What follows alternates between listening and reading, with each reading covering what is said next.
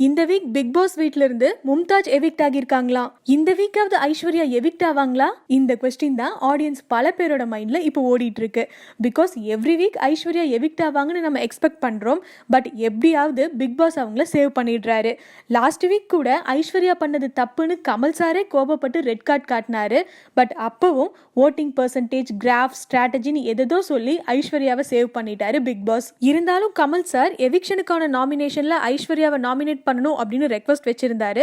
அதை அக்செப்ட் பண்ண big boss ஐஸ்வர்யாவை எவிக்ஷனுக்கு நாமினேட் பண்ணியிருந்தாரு. அண்ட் டைரக்ட் நாமினேஷன்ல ஆல்ரெடி ரித்விகா இருக்காங்க. ஸோ இந்த வீக் ஓட்டிங் பர்சன்டேஜை பார்த்தா ஐஸ்வர்யாவுக்கு ரொம்ப குறைவான ஓட்ஸும் ரித்விகாக்கு அதிகமான ஓட்ஸும் கிடைச்சிருக்கிறதா சொல்றாங்க. அப்போ கண்டிப்பா இந்த வீக் ஐஸ்வர்யா எவிக்ட் ஆயிடுவாங்க அப்படின்னு நம்ம நினைச்சா, பிக் பாஸ் வீட்டுக்குள்ள சீசன் 1 கண்டஸ்டன்ஸ் உள்ள போனதுமே மும்தாஜை மட்டும் டார்கெட் பண்ணி அவங்களுக்கு ஸ்பெஷல் அட்டென்ஷன் கொடுக்கப்படுது. வீட்டில் ஈக்குவாலிட்டி இருக்கணும் அப்படிங்கிறதுக்காக அவங்களுக்கு கொடுத்த சில சலுகைகளை எடுக்க பார்த்தாங்க. அண்ட் சில விஷயங்கள்ல அவங்க பண்ணது தப்பு அப்படிங்கிறத டைரக்டாவும் இன்டைரக்டாவும் ஹைலைட் பண்ணாங்க.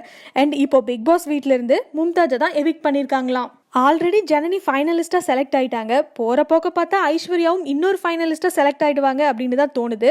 ஸோ இந்த வீக் மும்தாஜ் எவிக்ட் ஆனதை பற்றியும் அடுத்த 2 ஃபைனலிஸ்ட் யாராக இருக்க வாய்ப்பு இருக்குது அப்படிங்கிறத பற்றியும் உங்களோட கமெண்ட்ஸை கீழே ஷேர் பண்ணுங்கள். அண்ட் இப்போ ரிலீஸ் ஆகியிருக்க ப்ரொமோவில் ஆடுகளம் சமதளமாக இருக்கணும், அப்போ தான் விளையாட்டு சுவாரஸ்யமாகவும் நேர்மையாகவும் இருக்கும்.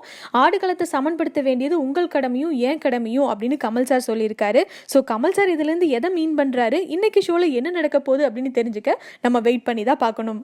இந்த மாதிரி பிக் பாஸ்ல நடக்கிற எல்லா விஷயங்களையும் நீங்கள் மிஸ் பண்ணாமல் தெரிஞ்சுக்கவும், அதை பற்றி வித்யா என்னோட டிஸ்கஸ் பண்ணவும் இந்தியா கிளிஸை சப்ஸ்கிரைப் பண்ணி இந்த பெல் பட்டனையும் கிளிக் பண்ணுங்கள்.